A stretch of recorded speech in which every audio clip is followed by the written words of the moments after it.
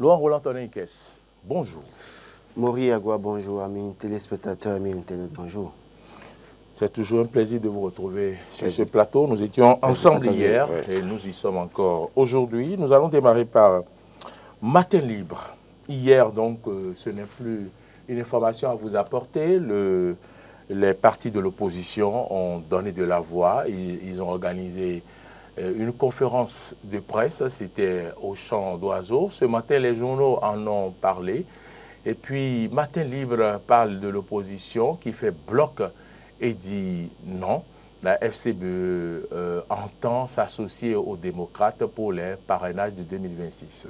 Si l'on sait, Laurent Roland Tonekes, que vous avez toujours souhaité, ou du moins invité sur ce plateau les partis de l'opposition à se mettre ensemble pour être forts, il a fallu certainement un tel code quand même pour voir les partis de l'opposition s'unir, n'est-ce pas, un plus pour la démocratie béninoise?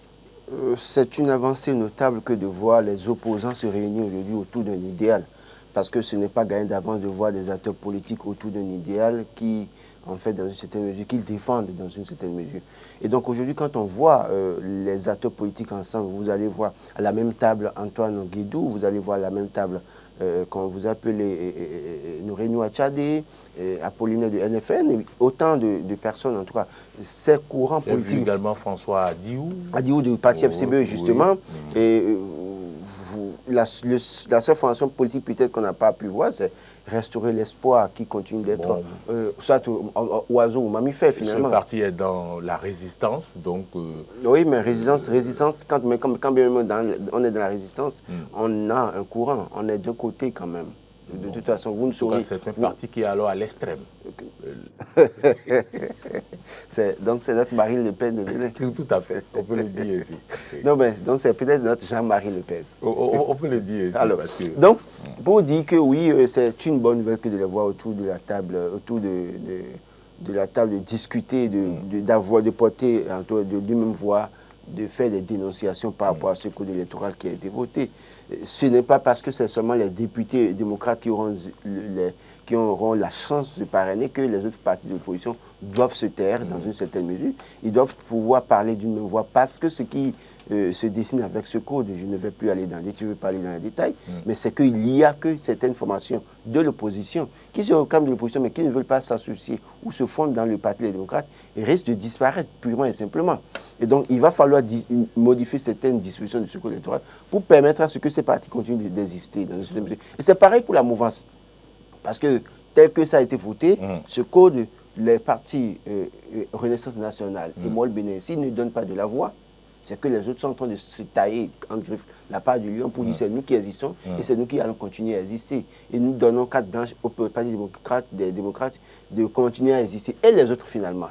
Donc ce n'est pas les députés qui doivent voter des lois pour dire qu'on veut réduire les formations politiques. Il faut laisser le peuple choisir. Au fur et à mesure qu'on va évoluer, le peuple, avec le tamis qui est le peuple, au cours des différentes élections, on va éliminer ceux qui sont éliminés. On se rendra compte de ceux qui vont continuer à être partis politiques au Bénin. Donc, oui, voir un Paul Roupé aux côtés du parti Les Démocrates, c'est une bonne... Voir aux côtés de Yahi Boni, un rapprochement tactique. Je crois que dans la vie, et je le dis, dans la vie, vous acceptez accomplir des missions à un moment donné. Mais à un moment donné de votre histoire, vous prenez des décisions. Et donc, si Paul Roupé, dans une certaine mesure, à un moment donné, c'est grâce à lui que l'élection de 2020 a été validée, parce que ça s'apparentait à un parti fait valoir. Si en 2021, c'est grâce à lui et à Irénée Agossa qu'on a pu valider l'élection présidentielle 2021, à un moment donné, si en leur âme et conscience, si entre-temps, c'est consciemment qu'ils ont fait ça, parce qu'il y aurait peut-être des deals, je dis, si parce qu'il y aurait, donc je n'affirme pas, et qu'il c'est plus que jamais le moment maintenant de rebrousser chemin et d'aller du côté du peuple dans une certaine mesure. Donc, le peuple, qu'est-ce que le peuple dit? Qu'est-ce que les partis d'opposition disent? Qu'est-ce que nous devons faire pour que, évidemment, parce que Talon est en train de finir. Je ne vais pas reprendre sa carrière pour dire Patrice Talon est fini. Il n'est pas fini. C'est vrai que c'est un animal redoutable politiquement parlant, mais reconnaissons tous qu'il est en train de finir. Et puisqu'il est en train de finir, qu'est-ce que nous devons faire? Vous Vous faites une nuance, oui. Il n'est pas fini. Voilà. Alors qu'à une certaine époque, on dira qu'il est fini. Voilà. Mais là, c'est un animal redoutable, il faut le repréciser. Il faut faire très attention. Donc, vous avez dit, il est en train de finir. Donc, voilà. Donc, dans une certaine mesure, qu'est-ce qu'il faut faire pour être du côté du peuple? Qu'est-ce qu'il faut faire pour permettre à ce que ce peuple reprenne son pouvoir et le donne à qui il veut? Parce que, au-delà de tout, c'est le peuple qui a donné le pouvoir par Macky Sall.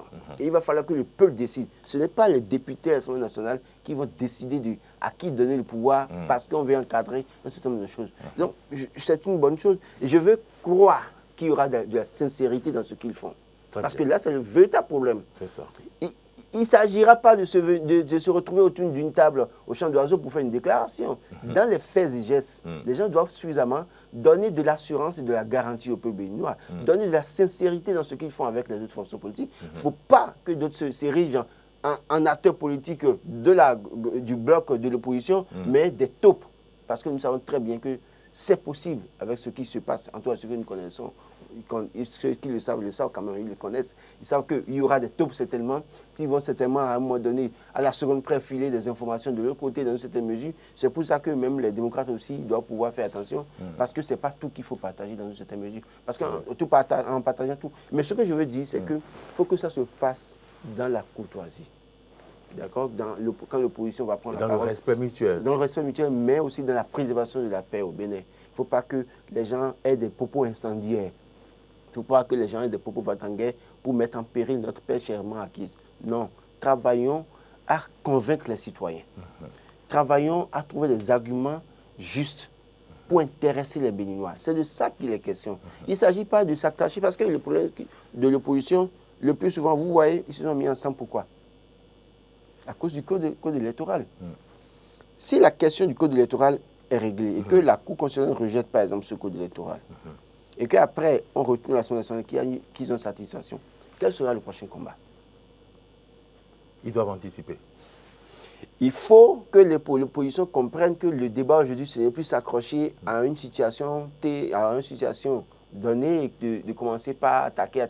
Chaque fois que quand les opposants attaquent un sujet et que c'est réglé là, ils perdent le contrôle pendant un moment, et après ils attaquent autre chose. Non, il faut maintenant commencer par proposer au peuple béninois ce qu'ils entendent faire du pouvoir. Il faut commencer par dire, qu'ils s'entendent entre eux pour dire, si nous conquérons le pouvoir d'État ensemble, voilà ce que nous allons faire. Et voilà ce que nous faisons. Donc dans les discours, ils doivent pouvoir commencer par préparer. Il ne faut pas attendre. Il faut qu'ils aient un plan de route en quelque sorte. Une feuille de route. Une feuille de route, pour nous dire, voilà, nous pensons que que telle chose qu'on fait, ce n'est pas bon, on aurait dû le faire comme ça. C'est de ça qu'il est question. Plutôt que de dire, bon, il y a exclusion, il y a code électoral pernicieux, je sais quoi, autant de choses. Non, on peut aller au-delà de ça. Je vais vous amener peut-être à nous faire également une autre analyse qui n'est peut-être pas facile. Est-ce qu'on peut espérer voir ces partis de l'opposition ou toutes ces partis de la mouvance se mettre ensemble? Plutôt les partis de l'opposition pour faire un bloc de l'opposition. On l'avait souhaité en 2021, on n'en a pas eu. Il y a eu problème entre les partis de l'opposition déjà en 2023. Pour les législatives. Je ne trahis aucun secret en disant que cette information avait souhaité travailler avec le Parti des démocrates pour que leur candidature, en tout cas leur candidat soit porté par le Parti démocrate. Et puis après, pour des questions d'ego, ça n'a pas marché. Donc c'est là le véritable problème. Le problème, c'est que qui veut se faire humble pour aller se fondre dans l'autre ou bien pour accepter que les autres prennent le devant alors que les autres déjà politiquement parlant, sont bien assis. Les autres qui ne sont pas bien assis ne veulent pas comprendre qu'il faut faire preuve d'humilité dans une certaine mesure. Et c'est ça aussi. Le pouvoir d'État, pour conquérir ça, il faut à demander des sacrifices. Donc ceux qui sont de l'opposition, les partis de politique, il y en a parmi eux qui doivent pouvoir faire assez de sacrifices et accepter payer le prix fort de se fondre ou alors accepter le parti, les démocrates conduire les travaux et positionner les leurs sur leur liste pour que ça renforce l'opposition pour qu'ils aient des élus. Bon, malheureusement, parce qu'il n'y a plus d'alliance. Donc, s'il n'y a pas d'alliance, on ne peut rien faire que de se fondre dans les autres formations politiques. Ou alors, vous restez là, mais vous donnez un mot d'ordre. Ça aussi, c'est possible. Donc, sur la question, c'est pas aussi facile. J'ai dit, ils se sont retrouvés ensemble pour faire une déclaration concernant un code électoral. Mais qu'en serait-il des autres combats dans cette mesure? Au niveau de la mouvance, vous allez voir qu'il y a deux formations qui se réclament les plus forts. D'ailleurs, même, ils vous diront que c'est le premier parti à l'aide de la réforme du système partisan. L'autre va dire que c'est le deuxième parti à l'aide de la réforme du système partisan. Encore que, à quoi est-ce qu'ils se sont mesurés dans le temps? Ils se sont mesurés véritablement à qui dans le temps? En 2019, ils se sont mesurés à qui? En 2020, ils se sont mesurés à qui? En 2021, ils se sont mesurés à qui? Ils se sont mesurés à René Agossa et Paul Roupet, qui en réalité étaient comme des feuilles mortes, malheureusement, politiquement parlant pour les présidentielles de 2021. Ils se sont mesurés à qui? Donc, en 2023, on a constaté qu'ils se sont mesurés au Parti des démocrates et ça a donné un résultat. Et donc, les autres ont réussi à arracher 28 sièges. Cela suppose que quoi? Là, maintenant, et puis, quand vous voyez le discours dans cette mesure, ils ont tendance à rejeter pratiquement le Moël Bénin et Renaissance nationale parce que ces partis n'ayant pas d'élus, on a comme l'impression qu'ils les prennent pour moins que rien. Alors qu'en réalité, ces formations politiques, dans la balance, ont contribué à l'élection du Patrice Talon en 2021. Et ces partis se réclament de la mouvance présidentielle. Donc, à un moment donné, est-ce que le rejet de ces deux formations politiques va arranger le pouvoir en place pour 2026? Posons-nous des vraies questions. Et je me dis, il va arriver un moment où les autres débordés pourront peut-être changer c'est vrai qu'ils n'ont pas d'élu pour parrainer, mais leur mot d'ordre suffit, même si c'est 50 000 voix. Parce qu'il a suffi peut-être de 15-16 voix pour élire un chef d'État dans un pays d'Afrique, juste 16 voix de différence. Donc, il ne faut pas minimiser les autres. Et un parti qui a eu 4%, ce n'est pas rien. Voilà, c'est pas à négliger. Donc, vous savez, 16 voix seulement suffisent pour que quelqu'un dépasse l'autre là et qu'il soit élu président. Donc, alors que quand vous regardez les scores du parti Renaissance nationale SUDBN et du Moël Bénin pour les élections passées, vous allez voir qu'il y a une avancée dans une certaine mesure. Même si c'est 10 000 voix, c'est 20 000 voix, ça peut contribuer à faire quelque chose. Donc, il ne faut pas continuer à mépriser les autres, il vaut mieux travailler en rang soudé. Il vaut mieux que l'opposition s'entende sur un certain idéal dans une certaine mesure. Parce que ce qui les unit doit pouvoir être plus fort que ce qui les divise dans une certaine mesure. Aussi longtemps qu'ils auront cette pensée-là, je crois que ça va les aider véritablement pour 2026. Alors, il y a au Conseil des ministres d'hier, donc il y a eu des généraux qui ont été promus. Général, nous avons eu des généraux de division. Ça fait 3 étoiles, ce qu'on n'a jamais eu au Bénin. Laurent Roland-Tonniquez. Oui, j'ai vu les nominations, en tout cas les promotions accordées à certains regradés de l'armée. Je leur dis félicitations, quoique je reste un peu déçu. Parce que oui. Pourquoi vous êtes C'est mon avis. Parce que des gens sont promotionnés, des gens qui ont été promus, il n'y en a pas mieux qu'un des promotionnés, qui ont été mis à la retraite d'office. Ça, vous n'êtes pas d'accord? Je ne suis pas d'accord. Ça, c'est mon avis. Je ne critique pas. Je dis félicitations. Vous avez eu un pincement de cœur. Oui, je dis félicitations à ceux qui ont été promus. Mais mon message va à l'endroit du pouvoir en place. Pour dire, écoutez, ils sont tous des fils du Bénin. Quand les choses se passent comme ça, vous créez des précédents. Et ces précédents, parfois, après, il y a des situations, parfois, de règlement de compte. Tâchons d'éviter ça. Je ne vais pas citer de nom, mais je sais que parmi le lot, là, il y a des gens qui sont promotionnés au même titre que des promotionnaires de ceux-là qui ont été mis à la retraite d'office. Et tout le monde les connaît. Moi, je ne sais pas, moi, de citer de nom. Pas moi non plus. Ça fait combien de jours, bien de semaines, on a mis les autres à la retraite d'office?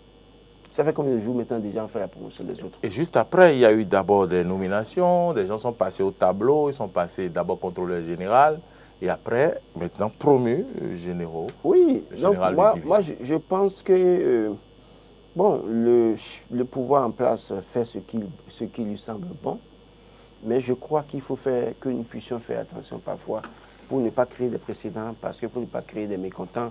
Parce que, oui, on a vu les explications du chef de l'État quand il était face à la presse, notamment concernant ceux-là qui sont mis à la retraite d'office. Je ne sais pas si jusque-là, ils ont déjà été payés, parce qu'il y a quelques jours en arrière, j'ai pu rencontrer une ou deux personnes qui me disaient qu'ils n'ont pas été payés par exemple. Donc, imaginez, par exemple, vous êtes de la même promotion que moi, vous êtes mis à la retraite d'office, ce qui ne vous arrivera pas à Eden TV, rassurez-vous. Donc, vous êtes mis à la retraite d'office, et puis quelques jours après, vous constatez que d'abord, ce qu'on a promis, vous n'êtes pas payé, donc vous réfléchissez à comment nourrir votre famille, faire face à votre... Ils n'ont pas été encore payés. Il y en a certains, je ne sais pas si ça a été, je ne sais pas si c'est déjà effectif, mais il y a quelques jours, il y a certains qui confiaient qu'ils n'ont pas encore été payés, ils ont été à la banque, rien n'a été viré. Alors, imaginez que vous êtes dans une situation et que moi, qui suis de la même promotion que vous, quelques jours après, vous n'avez même pas encore votre salaire qu'on a promis et pour faire face aux charges de votre famille, mais vous apprenez que moi j'ai été promu. Vous êtes un humain. Est-ce que vous allez accepter ça? Est-ce que vous allez aimer ça? Et quand on sait que peut-être dans votre parcours, vous savez très bien que beaucoup de personnes même savent que vous avez été même plus compétent que d'autres à un moment donné. Quand même parce qu'au-delà de tout, nous sommes de la même promotion, mais il y a des compétences diverses. Hein. Chacun sait où il est fort dans une certaine mesure. Et que vous constatez ça, est-ce que vous allez prendre ça de gaieté de cœur? Non. Je dirais simplement que tout est grâce. Je vais tout confier à Dieu. Non, non. Pour celui qui a la foi en Dieu.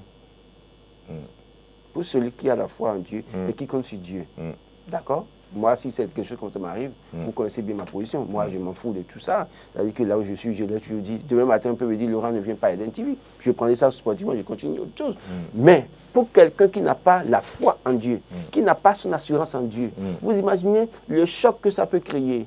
Rien que cette promotion, alors que d'autres personnes dans la même promotion qui ont été remis à la retraite d'office, qui savent très bien qu'avec ce qu'ils ont eu comme expérience, on pourrait les promouvoir. Mais qu'on ne les a pas promus, vous imaginez... Ils ont été d'abord rétrogradés. D'abord, on les a mis à la retraite d'abord, et puis après, ils ont constaté que ceux-là qui étaient avec eux ont été promus.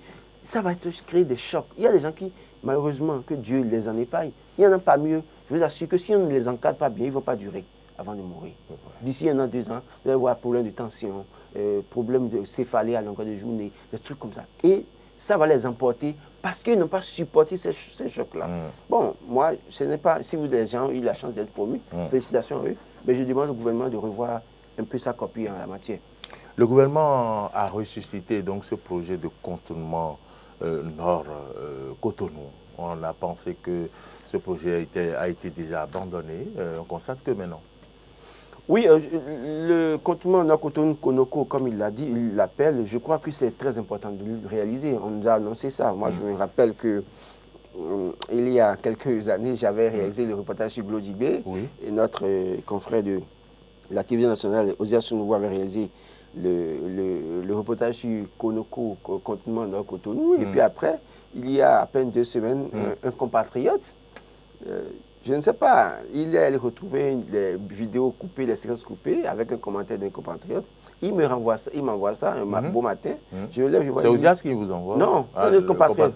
Il me dit, mais monsieur Laurent, c'est vous qui avez fait ce reportage pour dire que l'aéroport de Glodibé sera effectif dans 2 ans. Où en sommes-nous? Et appelez-moi, interpellez votre confrère Osias Sounouvo, le contournement Nord-Cotonou là. Où est-ce que nous en sommes? Donc, ça pour vous dire quoi? Les citoyens nous suivent au pas. Ce que nous disons pour dire c'est bon, on fera ça, et nous accompagnons le gouvernement, parfois nous interpellent. Donc c'est une bonne nouvelle que de savoir que le gouvernement reprend ce dossier. Parce que moi je me suis toujours posé la question. Le contournement, il faut le rappeler, c'est ce qui doit quitter Pota. Pota, c'est ce qui doit quitter Pota. Pota, pour passer sur le lac. Oui, pour sortir par, comment vous appelez Akpakpa? Oui, Akpakpa, dans les endroits. Mais moi je pense que, vous savez, quand je quitte Calavi tout le temps pour venir aller à Cotonou, ou bien je quitte Cotonou pour Calavi, je me pose toujours la question. Le jour là où un camion, par maladresse, va faire un accident sur le pont va s'effondrer là. On fait comment?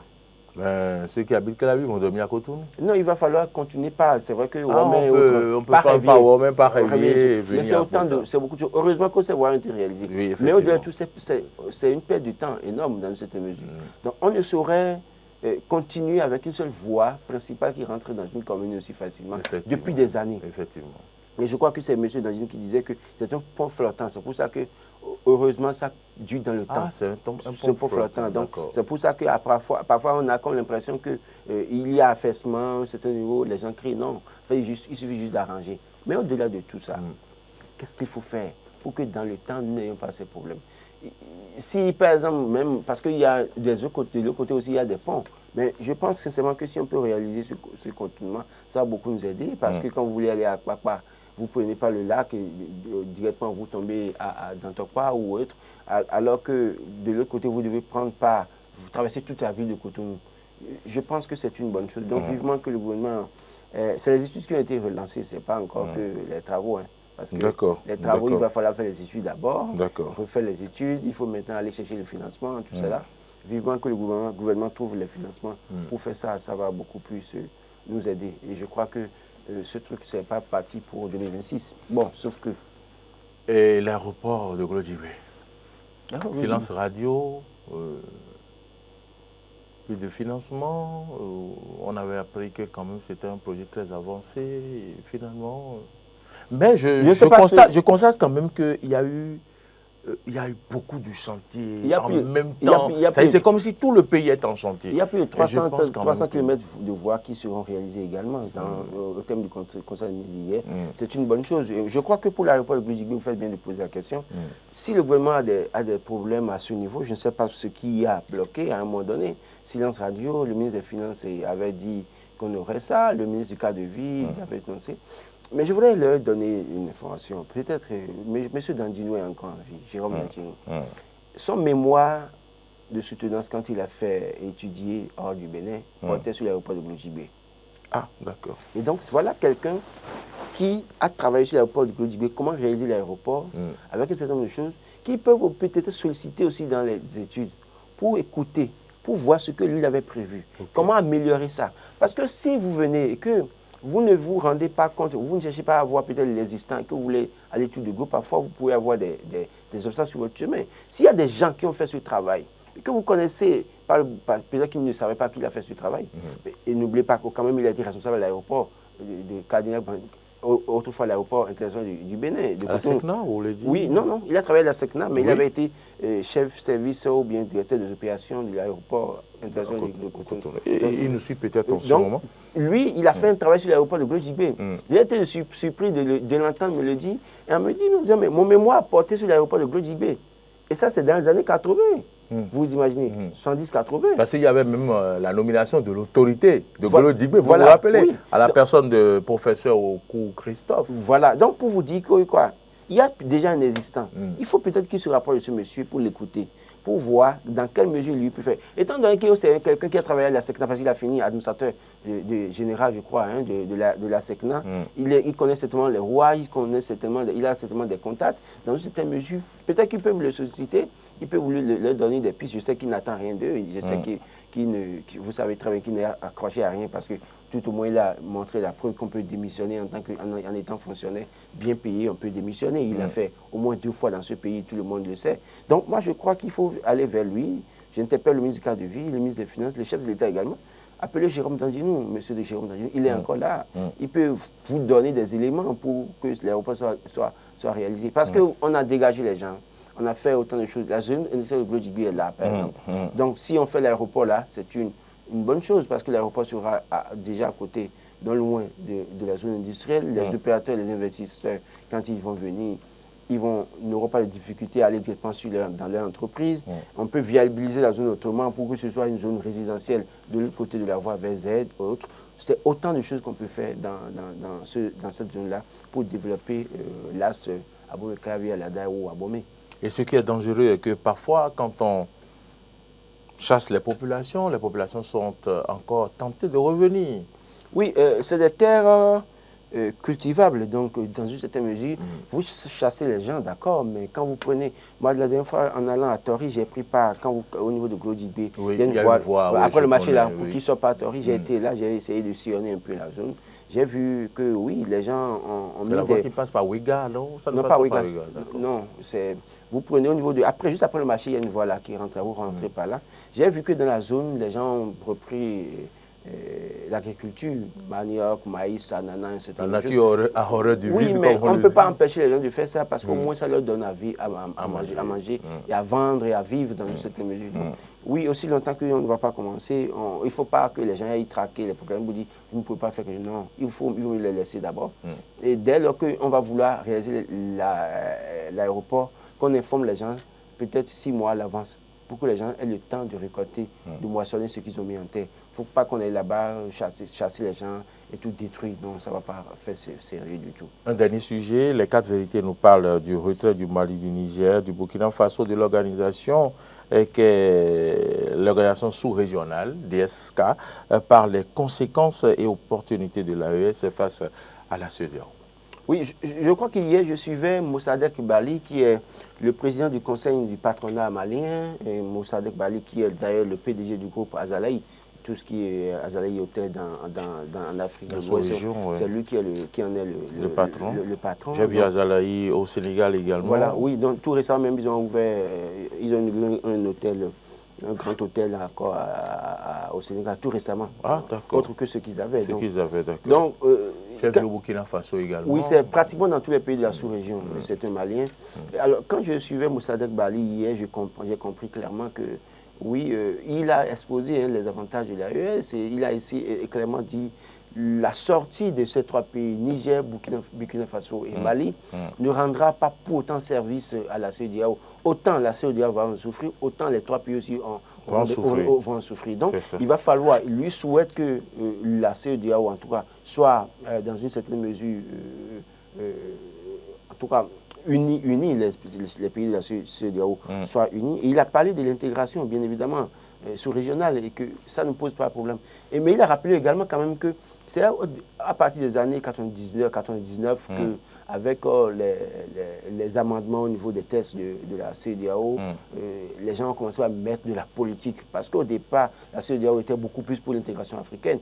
Mais ils ont commencé par mettre un peu de politique où on protège l'autre au détriment de l'autre dans cette mesure. Ce qui a contribué et apporté un coup énorme à la CEDEAO.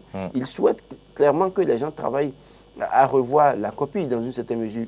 Quand nous allons bien faire les choses au niveau de la CEDEAO, je crois que fondamentalement ces pays pourront revenir à de meilleurs sentiments.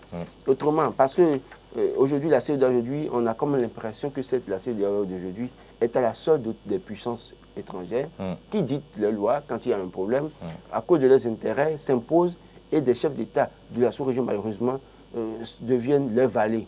Et c'est ce que certains pays de la sous-région dénoncent. Aujourd'hui, les trois pays dont on parle, Niger, Burkina Faso, Mali, ont pris la question sécuritaire en main dans leur pays. On voit les résultats. Il n'y avait pas de semaine où qu'on ne dise pas qu'il y a des attentats à Mobutu, à Gao, 100 morts, 200 morts. Aujourd'hui, on n'entend plus ça régulièrement. C'est vrai. Ça veut dire qu'il y avait un problème. Et aujourd'hui, les gens ont trouvé la solution pour régler ces problèmes, pour limiter les dégâts dans le pays. Donc quand c'est comme ça, la CEDEAO doit se remettre en cause, notamment les chefs d'État qui restent du côté de la CEDEAO doivent se remettre en cause. Et il rappelait que, par exemple, le Mali est le premier client de la Côte d'Ivoire en termes d'échanges commerciaux, notamment à partir du port de San Pedro. Donc la Côte d'Ivoire n'a pas intérêt à ce que le Mali sorte de la CEDEAO. Autrement, la CEDEAO, le Mali discute avec des pays au niveau du Niger. D'abord, le Mali fait des affaires avec le Sénégal et la Côte d'Ivoire, mais premier client de la Côte d'Ivoire. Alassane Ouattara même sait très bien que ça ne l'arrange pas que le Mali sorte. Mais si ça ne vous arrange pas, qu'est-ce que vous mettez dans la balance? Qu'est-ce que vous faites véritablement pour convaincre les gens, pour les ramener rappeler à de meilleurs On a comme impression que finalement, les deux camps se regardent en chien de faïence et puis on ne veut plus rien faire. Non, pas ça. C'est juste qu'il y a des chefs d'État de la sous-région qui, malheureusement, ont du mal à se départir de la tutelle des puissances étrangères et qui sont comme des exécuteurs, en tout cas, des volontés de certaines puissances étrangères. Il faut la volonté. Donc, aussi longtemps que ça va être comme ça, les autres seront aussi en position de méfiance.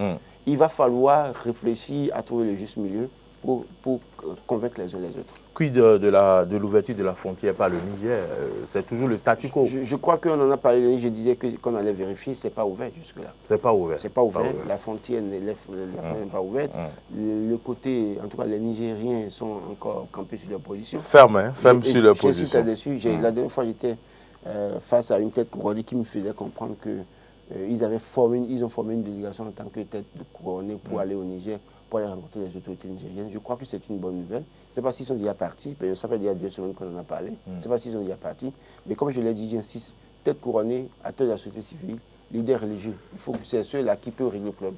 Parce que sur le plan diplomatique, osons le dire, nous avons échoué. On a échoué. Merci à vous. Laurent Roland, Tonné Caisse.